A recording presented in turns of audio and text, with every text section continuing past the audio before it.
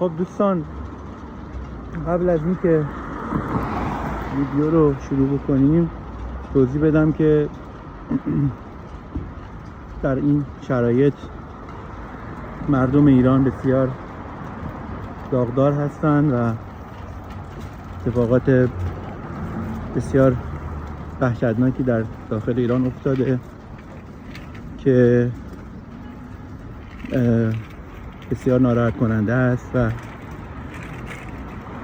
تسلیت میگم به تمام مردم عزیز و شریف ایران و واقعا لعنت میفرستم به بانیان این اتفاقاتشون، هر کی که هست، و امیدوارم که آسایش، امنیت و رفاه به مردم شریف و آزاداندیش کشورم ایران برسه. خب چند روزی بود که نای گرفتن فیلم رو هم حتی نداشتم و الان هم با اکراه زیاد دارم این کار رو انجام میدم. شاید به نوعی فراموشی باشه برای غم‌هایی که بر ما گذشته و میگذره. خب اینجا اومدیم در منطقه‌ای که بیشتر به خاطر بانک الیفش مشهور هست، بانک الیف. همطور که میدونید شاید یکی از بهترین بانک‌های تاجیکستان باشه و مشهورترینشون در زمینه‌ای که مردم ازش استفاده میکنن برای انجام کارهای روزمره و یه جورایی شاید بانک ملیشون حساب میشه از نظر اعتبار. و اینجا تراکنش‌های زیادی انجام میشه و بالاخره بانکی هستش که در زمینه‌های مختلف فعالیت داره. بگذاریم.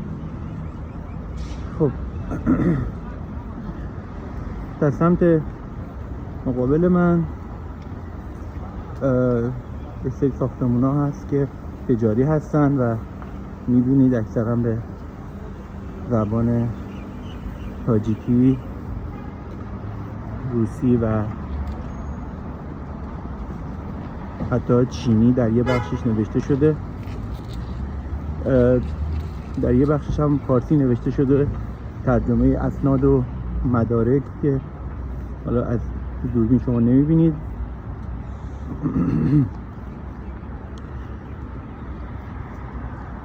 خب مدارس اینجا که باز هست همچنان، کلان کم تعطیل میشه رسما و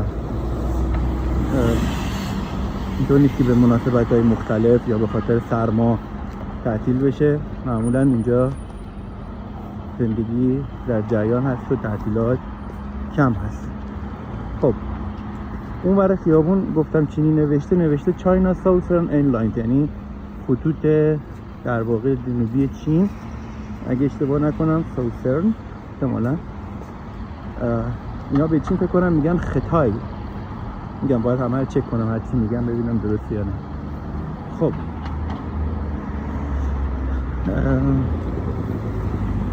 بریم ببینیم اون سمت چه خبر هست. این ترجمه حجت‌ها و اسناد که گفته بودم الان میتونم بهتون نشون بدم. میبینید اونجا که میتونه ایرانی باشه. خب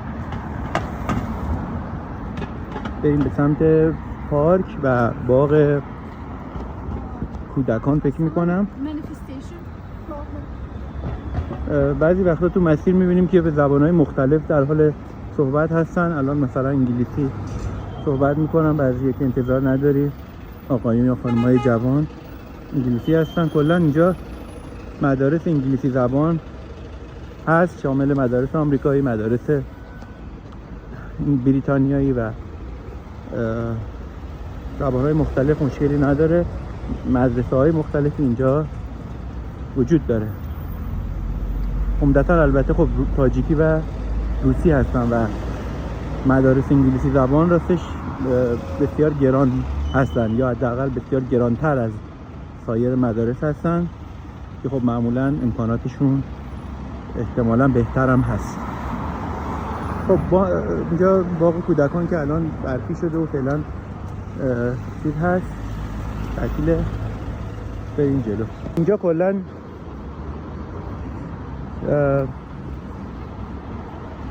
گفتم مهاجرین زیادی هستن کم و بیش در جای شهر دوشنبه و احتمالاً شاید شهرهای دیگه که قبلا توضیح دادم که اینجا چه فعالیت‌هایی دارن در صنوف مختلف مشغول به فعالیت هستن و به نوعی پذیرفته شدن.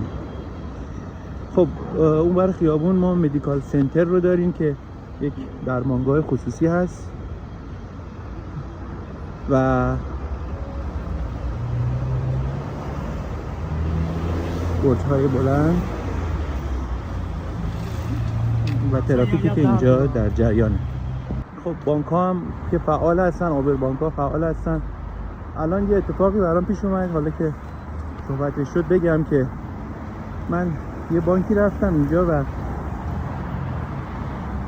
300 سامان در واقع میخواستم حساب اولیه هم باشه که کارمند به اشتباه 300 به اندازه $300 برام به سامانی زد که خب خیلی فاحش اختلاف و من اینجا داشتم چک میکردم دیدم که به اندازه $300 در حسابم هست و فکر کردم که همچین برنامه‌ای نداشتم، من همچین پولی قرار نبود برام واریز بشه که در صورت اولین فرصت رفتم بانک و بهشون اطلاع دادم و قضیه حل شد و مشکلی پیش نیامد. ما کلا باید سعی کنیم که به قوانین کشوری که میایم احترام بذاریم و سعی کنیم که این فرهنگ مهاجرت رو داشته باشیم، فرهنگ دوستی و مودت و احترام به کشور میزبان رو داشته باشیم و متقابلا این احترام برقرار باشه. خب اونجا برجای انوشیروان رو ببینید، یعنی این منطقه کلا معروف به انوشیروان. ببینید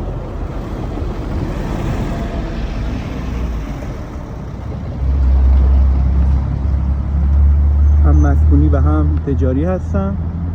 این سمت من که گفتم پارک الان خلوت در هم هوای آفتابی معمولا میان و خانواده ها بچه ها مشغول میشه. خب یکم بریم جلوتر ببینیم چه مینای خوشگل بامزه. کلا مرغ مینا اینجا خیلی زیاده، یه جورایی راحت زندگیشونو میکنن، یه جورایی پادشاهی میکنن اینجا بالای درختا و کلا اینجا احساس امنیت میکنن این مرغ مینا و راحتی. خب اون سمت من یه مرکز کودکان هست که عمدتاً برای کارهای نمایشی هست و کارهای عروسکی مربوط به کودکان که عزیزان که تاجیکستان میان و علاقمندن که تو کارهای عروسکی باشن یا بچه هاشون رو بفرستن میتونن که همطور که در دیواره ها میبینید یه محیط احتمالا خوبی باشه برای فعالیت کودکان عزیز در بخش هنری.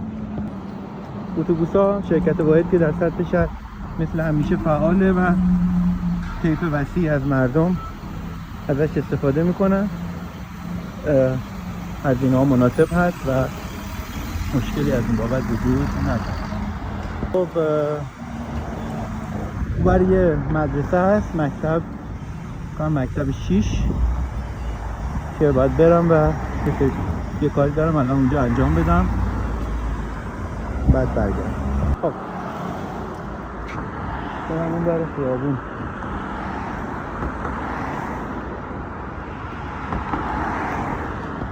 جاهایی هم که چراغ عابر پیاده نیست و ماشین برای ماشینا هم قرمز نمیشه، اینا معمولا رعایت میکنن، میستن که مسافرها رد شن. کارم انجام شد. اینجا مدارسشون زمین فوتبال داره، کلا تو اکثر مدارسشون هست. شاید همه مدارس ملزمن که یه زمین چمن هم کنارش داشته باشه، چه دولتی چه خصوصی، که بچه‌ها ازش استفاده کنن. خب اینجا این چند روز برفی بود، کارگرای زیادی می‌دیدم روزهای قبل دارن زحمت میکشن و برف‌روبی کردن و الان صاف شده و تردد راحت جریان داره. باید ازشون قدردانی و تشکر بکنیم. راجع به کارگران شد، حالا میخوام بگم اکثر کارگرای عزیز اینجا بیشتر خانوم هستن، یعنی امور نظافت شهر و کارهای این چنینی اکثرا به عهده خانوم ها هست و البته هستن مردانی هم که انجام میدن دیدم، ولی عمده کار برای خانوم ها هست. حالا علتش رو فعلا نمیدونم. خب من از اینجا که رد میشم اکثرا نوشته در واقع برآمد و درآمد که به معنای خروج و ورود هستش.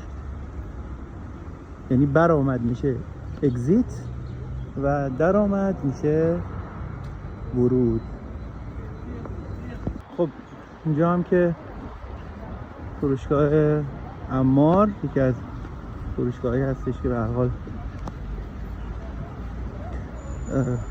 معروف هست و مردم ازش استفاده میکنن. خب در هوای برف و برفی و سرد اینجا میخوام بگم که باز هم یاد بکنم از مردم ایران و اینکه الان اینترنتشون هم قطع هست و تماس‌ها برقرار نیست. امیدوارم که خیلی زود این مشکلات به هر طریق ممکن که باید درستش هست حل بشه. اینجا یک کافه تبریز بازگشایی شده، اسمش تبریزه ولی فکر نمی کنم ایرانی باشه و احتمالا ریشش جای دیگه است. حالا میپرسم.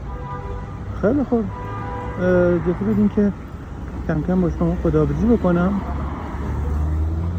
فقط این که اون سمت خیابون هم فکر میکنم یک بخش پروازی ایرلاین باشه که مربوط به ایران بشه.